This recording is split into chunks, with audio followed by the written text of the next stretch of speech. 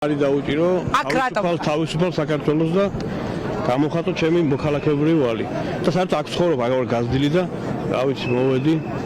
გვერდში უდგევარ ჩემ მეგობრებს, რა თქმა უნდა, პირველ რიგში. რას გეტყვით აი ამ პროტესტზე, რომელიც 20 დღეა მიმდინარეობს ქვეყანაში. სხვადასხვა პროფესიის ადამიანები დგანან ერთმანეთის გვერდით. თქვენ რას აპროტესტებთ, რას ითხოვთ, აი რას ეთქვით? არ შეიზღუდოთ ადამიანის თავისუფლება, იმიტომ რომ ეს არის ქრისტიანობის ერთ-ერთი საფუძველი ადამიანის თავისუფლება. მაგის შეზღუდვა არ შეიძლება. გაქვთ ახლა ის განცდა, რომ ქართული ოცნება ზღუდავს თავისუფლებას, გამოხატვის თავისუფლებას ქვეყანაში. მაქვს ეგრეს.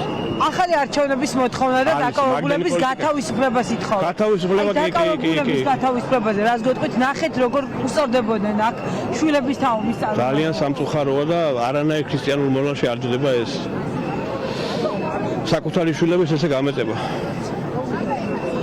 მე მაინტერესებს თქვენთვის რას ნიშნავს ეს პროტესტი, რომელიც ქუჩაშია? ეს ნიშნავს ქართველი ერის ბრძოლას საკუთარი დამოუკიდებლობისთვის და თავისუფლებისთვის. თავისუფლება ახლა სასწორზეა ჩვენი ქვეყნის მამაო კი. ქართველი ერი თუ დაიძრგუნა, ეხა თავისუფლება დაკარგა, ეს იქნება ტრაგედია ჩვენი ერისთვის. მითით რა მიდაკითხოთ, როგორი განცდა გაქვთ ამ 20 დღის განმავლობაში? უფრო იმედგაცრუებული ხართ ამ პროტესტს რომ უყურეთ, თუ პირიქით იმედიანად ხართ, რომ საბოლოოდ დაიდება გამარჯვება ქართული ხალხი?